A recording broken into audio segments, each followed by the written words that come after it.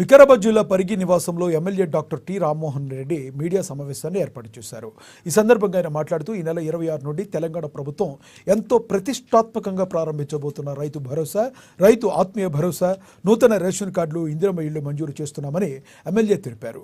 వికారాబాద్ జిల్లాకు 5,84,000 వ్యవసాయ యోగ్యమైన భూమికి గాను మొదటి విడతగా 6,000 రూపాయల చొప్పున 350 కోట్ల రూపాయల రైతు భరోసా పథకం ద్వారా రైతుల ఖాతాలో జమ చేస్తున్నామని తెలిపారు.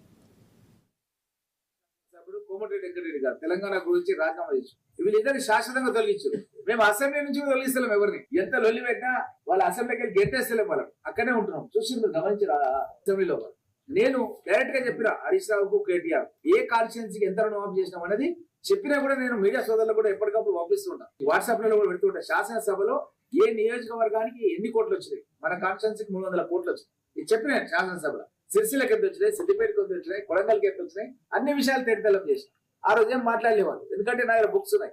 మళ్ళీ వాళ్ళు షాబాద్కి వచ్చి అదేదో రుణమాఫీ కానట్టుగా, వాళ్ళు ఏదో చేసినట్టుగా ఇవన్నీ కూడా అబద్ధాలని ప్రచారం చేస్తున్నారు సోషల్ మీడియా తీసుకొచ్చి. నేను చెప్పిన ఆ రోజు అసెంబ్లీ లోపల హరీష్ రావు కూడా ఛాలెంజ్ చేసిన. ప్రాణహిత చెవుల లోపల కాంగ్రెస్ పార్టీ నాయకులు మొబిలైజేషన్ అడ్వాన్స్ తీసుకున్నారని మాట్లాడారు.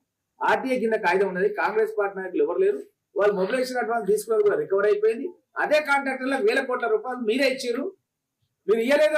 మన దగ్గర కొంతమంది రైతులు ఏంటంటే సమయాన్ని తీసుకుంటారు, మళ్ళీ పంట రంగానే కడుతుంటారు. ఈ ప్రభుత్వం ఇస్తేమో ఆశిస్తున్న వాళ్ళు కట్టకుండా ఉంటే ఏమైందంటే వాళ్ళ బ్యాంకు వాళ్ళు కూడా అప్పులు లేని పరిస్థితి వచ్చేసింది.